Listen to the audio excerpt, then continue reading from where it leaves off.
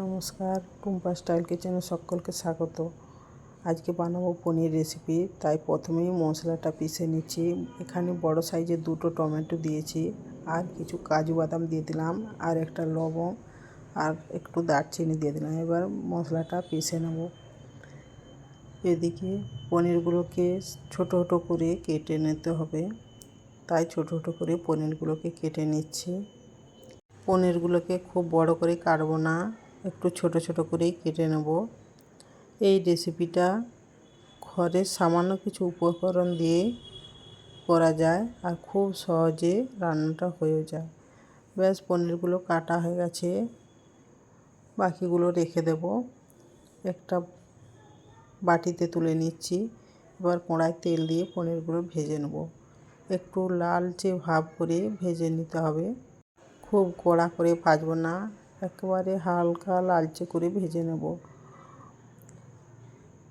ওর ওপর কালার আসার জন্য একটু হলুদ দিয়ে দিলাম। এবার উঠিয়ে নেব। সব পনিরগুলো উঠিয়ে নিয়েছি। এবার ওই তেলে একটা তেজপাতা, 2টো লঙ্কা, আর একটু এলাচ, দারচিনি দিয়ে দিলাম। এবার পিষে রাখা মশলাটা ওর সঙ্গে দিয়ে দেবো।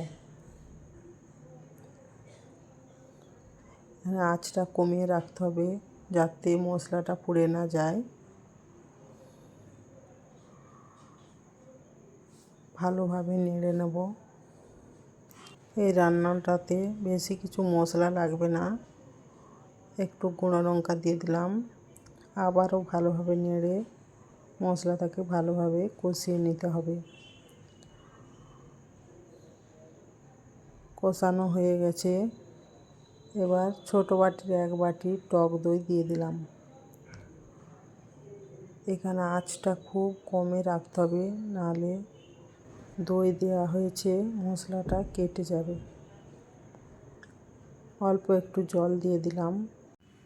1 চামচ ঘি দিয়ে দিলাম, আর স্বাদ মতো লবণ দিয়ে দেবো। এবার একটু ভালোভাবে ফুটিয়ে নিতে হবে।